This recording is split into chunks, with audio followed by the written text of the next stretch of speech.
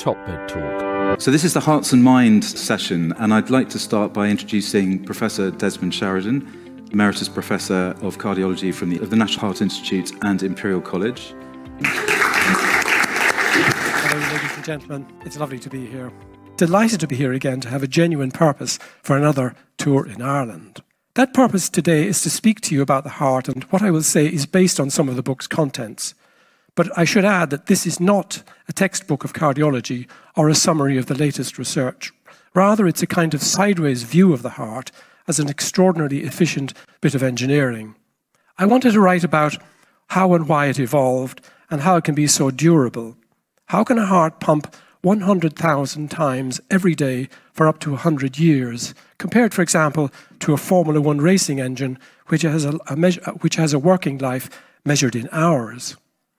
Around half of the key proteins in the molecular motor which drives the heart are replaced about every week. And how does that happen, and how did that evolve? The heart rhythm is regulated by a series of voltage-gated ion channels. How do these work, and why and how did they evolve?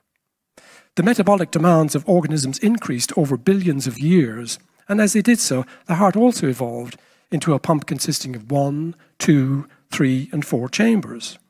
And as it did so, its partners, its intimate partners, most notably the blood vessels and blood itself, co-evolved with it to exquisitely match its function in ways that ensure its longevity. I could go on in this vein for the remainder of this talk, but today, instead, I want to talk about the word heart itself and how it originated and its history, for a range of meanings that we understand, emotion and reason.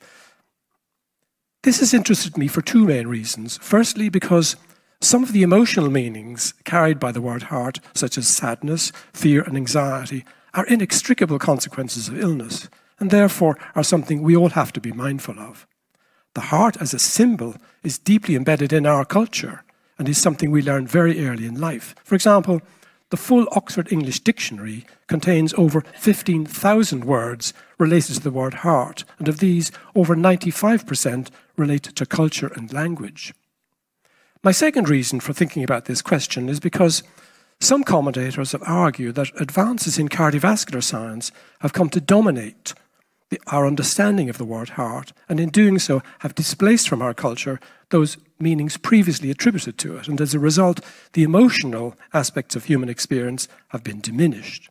As in this paper from the Wellcome Trust, which claims that the heart was divorced by science from the status of a cultural symbol and centre of cognitive faculties to become a bodily organ with a mere pump function, while others have argued that there is a battle for the human heart, as in this book by Ola Huistad. So this raised a number of questions for me. Are heart metaphors used in all cultures or in just some? And if widely used, did they arise in one culture and then spread to others through cultural contact, or did they arise independently in all cultures as a universal form of expression? We have no trouble in distinguishing the anatomical and metaphorical meanings of heart based on the context in which they are used. Was this also the case for our ancestors, or has usage changed? To address this, I will talk about the use of heart metaphors in modern languages, focusing on those spoken in Europe, and then on some ancient languages in China, Mesopotamia, and Egypt. And I will end by discussing the use of heart metaphors in our own time, with particular reference to religion and music. The English word heart can be traced to the arrival of the Anglo-Saxon peoples in the 7th century, and therefore is most closely linked to other Northern European languages. So, for example, we have Herz in German, Harte in Danish, and heart in Dutch, and so on. The Irish word for heart, of course, is cree. It comes from the Old Irish creed and is linked to cree in Manx, craid in Welsh, and crace in Breton. It derives from the Proto-Celtic cridium and ultimately to the Proto-Indo-European cur, which also links it to Romance and Germanic languages, as shown here. And given this etymology, it would not be surprising to find that heart metaphors are also widely used in these languages. In this elegant study by Regina Gutierrez Perez, professor of philology based in Sevilla in Spain, examined how heart metaphors are used in 5 European languages, 3 Romance, French, Spanish and Italian, and 2 Germanic, English and German. The study found that the heart is conceived in a very similar way in all of these languages, most frequently as the seat of emotions and where we feel things. And that heart metaphors used in much the same way in all of them. Now, this might suggest that they originated as a useful linguistic device in an earlier language and we've simply inherited them. That would certainly have been possible, since all of these languages share a common earlier Indo-European root. However, the alternative hypothesis that they arose independently in all languages is equally possible. Finnish and Hungarian originated around the Ural Mountains, east of Europe, and are members of the Uralic family of languages. They are distinct from and have no shared origins with Germanic and Romance languages, and yet they too contain heart metaphors that are widely used to convey meanings related to emotion and feeling. The Finnish word for heart is sidan, and it's used in many metaphors which we would readily recognize, and these include uses of sidan for metaphors for emotion, time, and location as the English equivalents. The Hungarian word for heart is szív, and here also heart metaphors are used to convey emotion, time, place, and character. For example, a sense of character can be conveyed using orasla cvu, meaning courageous, or literally the heart of a lion, and cves, meaning kind-hearted. Another European language of interest in this context is Basque, or Euskara, which is spoken in the western parts of the Pyrenees in northern Spain and southwest France. Basque is believed to predate the arrival of Indo-European languages in Europe and is a language isolate, meaning it's not related to any other language that's known. It's therefore of special interest in this context to explore whether it also uses heart metaphors. The Basque word for heart is behots, and behots is used as a medical and biological term, as in beating heart and lung diseases, as shown here. And it's also widely used as a metaphor in Basque to convey emotion, time, and a sense of character. Examples are shown here.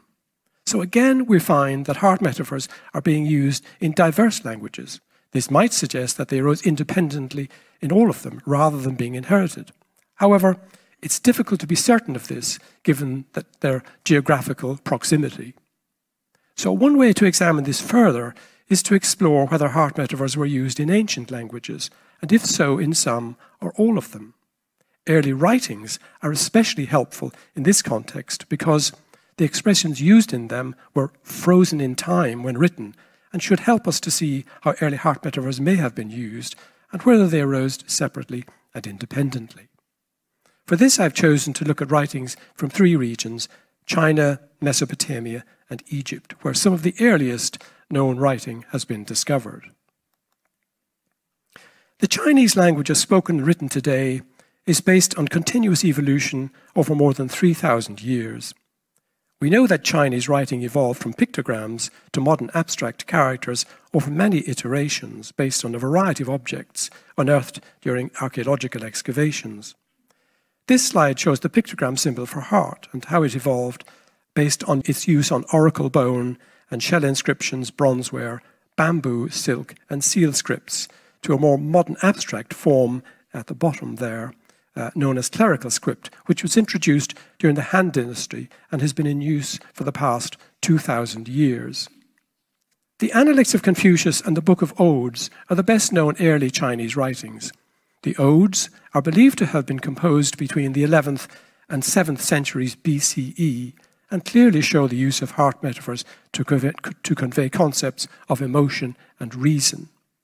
For example, in Ode 28, known as the Lowland Mulberry, love and friendship are expressed as, "My heart is full of love, why should I not say so?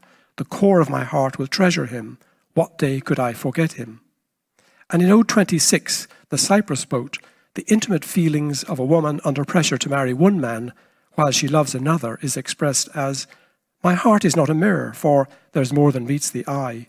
My heart is not a stone, for it cannot be turned. My heart is not a mat, for it cannot be rolled and put away. My sorrowing heart wastes away, harassed by hordes of petty men."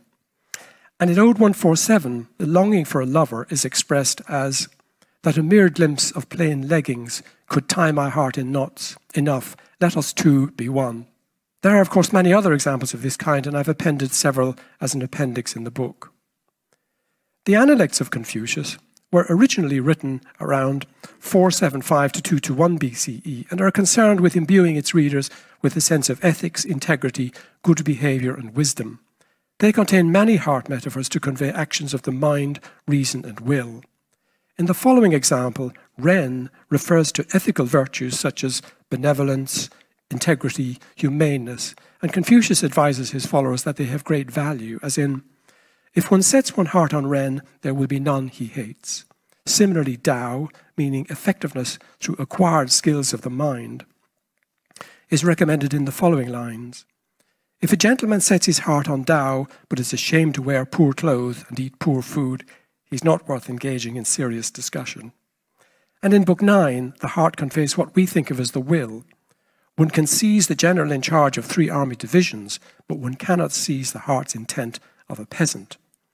And so it seems clear, therefore, that the heart was being used as a metaphor in China over 2,000 years ago. I want now to turn to the Middle East. The earliest known human writing is in Sumerian, the language of Sumer in southern Mesopotamia in modern South Iraq. Texts in the form of cuneiform writing, as shown here, emerged there about 5,500 years ago. Akkadian kings built libraries to preserve these as sources of knowledge, and around 500,000 of these tablets have been excavated in Iraq and are in collections of museums all over the world. Deciphering them was finally achieved in the mid-19th century, and about 30,000 tablets have now been translated. These writings cover a huge range of subjects. These include myths and epic tales, collections of laws, treaties, legal documents, historical texts, and Sumerian love songs, and also medical texts. And again, we find many uses of heart metaphors, such as to express emotion in a Sumerian love poem. For him who is the honey of my eye, the lettuce of my heart. And although we might say the apple of my eye and the honey of my heart, the meaning is clear to us. And from a Sumerian marriage text, my precious sweet, having lain by my heart. And in the epic of Gilgamesh and Aga, we find anger expressed in Aga, the king of Kish, restrained not his soldierly heart. And the mind was also expressed using heart metaphors, as in, on the road whose traveller returns not, how hath thy heart led thee? And their hearts having plotted evil. And we also find location using heart metaphors, as in, let us not go down into the heart of the forest, when Enkidu addresses Gilgamesh in the epic of Gilgamesh. And so again it seems clear that heart metaphors were widely used over 5,000 years ago in ancient Mesopotamia, and just the way they are now. The earliest medical texts written in cuneiform script date from around 2000 BCE and were written by early Mesopotamian healers known as Asipu in order to preserve knowledge between generations and to teach students. Although these early healers did not know that the heart pumped blood or that blood circulated, they did know about blood vessels and were aware of the heart and pulse. They noted whether veins were engorged or collapsed, and they observed irregular heart rhythms, changes in breathing patterns, and the presence of edema. They knew that the absence of a pulse or a sleeping heart signaled death. In the following, a heart that is said to be awake is a sign of possible recovery, and referring to a patient who continually turns his head to the left, his hands and feet are immobilized, he closes and rolls his eyes, and spittle flows from his mouth, and he makes mumbling noises. If when it afflicts him his heart is awake, it can be removed. And in the following, a shuddering heart may refer to a tachycardia or an arrhythmia. If blood incessantly flows from his nose and mouth and his heart shudders incessantly, he will be worried and die. And in the following, the anger of the gods may mean an impending heart attack. If his heart continually crushes him and shudders incessantly, the anger of the god and goddesses is upon him. Despite the awkwardness of the language to our ears, it seems clear that these early healers were using the word heart to convey its physical meaning, while at the same time being able to use it as a metaphor, just as we do today. And this tells us that ancient Mesopotamians thought and spoke much as we do, and that usage of the word heart has not really changed in the last 4,000 years. And finally, I will turn to that other great civilization where we might look for evidence of the use of heart metaphors, ancient Egypt. The earliest known writing in Egypt is in hieroglyphics, and is from the first dynasty around 5,300 years ago. Egyptian hieroglyphs use a combination of letters, symbols, and pictures to represent syllables and words, and were deciphered by Jean-François Champollion in Paris in 1822 following the discovery of the Rosetta Stone. The symbol for heart is shown here on the right and is fairly readily discernible to us. Egyptians believed that the heart was the seat not only of emotion and reason, but that sins committed during lifetime were also recorded on the heart, and that the heart was weighed after death, and if found to be heavily laden, the person was not allowed to enter the next life. And this is beautifully illustrated here in this picture from the Book of the Dead. On the left, the deceased and his wife enter as the god Anubis prepares to weigh the heart of the deceased against the feather of Mat, which represents virtue. At the top, an array of gods are acting as judges, while Thoth on the right is prepared to record the result, and the monster Ammit on the far right is ready to consume the heart if the deceased is found to be unworthy. For ancient Egyptians also, the heart played an important role in their stories of creation, and this is best documented in text carved on a large granite stone found at Alexandria and known as the Shabaka stone. Its text has been successfully deciphered and tells the story of how the god Ptah created the world simply by thinking it. Ptah, who gave birth to the gods, there came into being the heart, and there came into being the tongue, in the form of Atum. And then from carvings dated from the 24th century BCE, inside the pyramids of Mer-Nere at present-day Saqqara, which is about 30 kilometers south of Cairo, we learn that Atum created the physical world by spreading wide his heart in joy at his begetting you in your name of the 9 bows. And here the 9 bows refers to all peoples or the totality of everything. Again, although the language sounds rather stilted to our ears, the concept is that creation took place in the heart or mind of Ptah, and the physical world was brought into being by his speech. Not surprisingly, there are also many examples of heart metaphors in Egyptian texts, some of which we see here, and I've included many others in an appendix. Examples include metaphors for emotion, as in, his heart was very wretched, or my heart rejoices. And she was beautiful in the heart of his majesty. He loved her more than anything. And heart metaphors could also express the mind, as in, her heart was craftier than 1,000,000 men. I lifted up my heart and collected myself. One skilled in his heart who can write with his fingers. And thou shouldest not express thy whole heart to the stranger to let him discover thy speech. It seems clear then that heart metaphors have been used in most, if not all, human cultures since ancient times, and given their historical and geographical diversity, it seems much more likely that they emerged independently in each culture rather than through linguistic inheritance. And this, of course, is why they are so deeply embedded in all cultures, including our own today. And it was with this in mind that I chose this image for the front cover of my book. The image on the right of the heart is one of mine to illustrate its various physiological and molecular functions. The one on the left was made by my granddaughter Alice when she was 4 years old. At that time, Alice, of course, had no knowledge of anatomy or biology, but she clearly had absorbed a lively concept of heart as a symbol of affection and love from her cultural environment. And so, reminiscent of our ancestors, we too, in the 21st century, come to understand the concept of heart as a symbol, as a cultural symbol, before we'll learn about the heart as a physical organ. And to this day, the heart remains a potent icon in religion. And perhaps the most best-known example of this is the Sacred Heart of Jesus, which, if you drive here from Inch, you'll pass an example of it on the road, which represents the love of Jesus for humanity, and can be found in most, if not all, Roman Catholic churches. That the heart rather than the brain of Jesus is the center of this devotion, of course, raises the question as to whether it also arose from the ancient concept of the heart as the seat of mind and soul. A recent religious event here in Ireland serves to remind us of the continuing role of the heart in religion. St. Lawrence O'Toole was Archbishop of Dublin from 1162 to 1180 and has long been patron saint of the city. His heart was preserved as a relic in a lead box in Christ Church Cathedral in Dublin and venerated for 800 years. However, it was stolen in October 2012 and only recovered in 2018 after a lengthy investigation. Its return to the cathedral was marked by an ecumenical service, shown on the slide, during which the cathedral's dean expressed the feelings of all those present when he said, and I quote, "With the return of this precious object, I feel the heart has come back into this cathedral." Such events remind us that, however much we learn from scientific discoveries, metaphor and allegory remain highly significant in human experience. An even more remarkable case in Poland reinforces this. In October 2008, a consecrated communion wafer, and therefore believed by Roman Catholics to have become the body of Christ, fell during distribution. It was collected and preserved, and a week later was found to have discoloration on it, which was reported to look like a bloodstain. A little over 2 months later, it was examined by 2 histopathologists who reported that the material had features of human myocardium.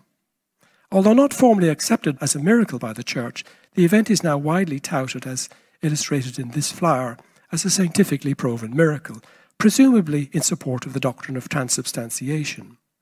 Perhaps the most interesting aspect of this case is that it was myocardium rather than brain or other tissue that was reported to be present on the host, bearing in mind that the entire concept of the heart as the center of our being is based on a human misconception. Finally, I'd like to say a few words about music and the heart. Music is a form of language found in all cultures and has the capacity to affect us very deeply. And this takes me to an event in our own time, which I believe explains how heart metaphors arose as a shared human experience. A few years ago, I attended a concert given by the Sacconi String Quartet in Oxford. A flyer we were given at the time mentioned a project called Heartfelt, which the quartet had performed on many occasions. The idea behind it was that the players wanted to give the audience a sense of what they were feeling as they played Beethoven's String Quartet in A minor, which is generally regarded as one of his most potent emotional compositions. During the concert, each player wore a device strapped to the chest, as you can see here on the left, which detected the heartbeat and transmitted it by Wi-Fi signal to devices which created a palpable tap with each heartbeat. And members of the audience were given one of these devices to hold during the concert and so could feel how the heartbeat of one of the players was responding to their playing Beethoven's String Quartet. In other words, the players wanted to share their experience of performing the quartet with the audience and thought the best way to do this was to allow them to feel how their heart was responding to it. And this is of interest here, of course, because it relates directly to why the heart became such a powerful symbol of emotion for our ancestors. The players are moved by their playing Beethoven's String Quartet and believe that their changes in response to it is the easiest way to convey this to the audience. And of course, it was this same experience which led our ancestors to believe it must therefore be where emotions originate. Today, despite all we know about the brain as the center of emotion, the heart's response to it is a fundamental part of what we feel with emotion and why we continue to think of the heart in both physical and metaphorical ways. And so in conclusion, ladies and gentlemen, I think it's clear that heart metaphors have been used in all cultures since ancient times, most likely arose based on our shared experience of how our hearts respond to emotion. The use of the word heart in its physical and metaphorical senses has not really changed in the last 5,000 years. Our ancestors in ancient Egypt and Mesopotamia used them in much the same way that we do today. And the use of heart metaphors to convey emotion is just as important now as it was in ancient times. And I submit, therefore, that the claim that advances in cardiovascular science have displaced from our culture the metaphorical meanings of the word heart and thereby undermined the emotional aspects of human experience is wrong. Both meanings continue in use, and we have no difficulty in distinguishing them based on the context in which they appear, as our ancestors did. What has changed, of course, is the world we live in. Heart metaphors would first have been used in hunter-gatherer or early agricultural societies. We now live in a society which has become intensively commodified, and this applies no less to healthcare. And so the language we use has to reflect this. In my own specialty, patients with an impending myocardial infarction can often reach an angiographic laboratory and have a coronary stent in place urgently to prevent it progressing. And this, of course, requires high levels of organization, efficiency, technical skill, and speed. But we must also be aware of the turbulent and intense emotional experiences of our patients, and heart metaphors are often used to express such feelings. The heart may not be the source of our emotions, but it does give life to them in its response. Therefore, heart metaphors are important messengers of emotion, and we should value them, even when they bring unhappy news, and avoid shooting the metaphor. Thank you, ladies and gentlemen.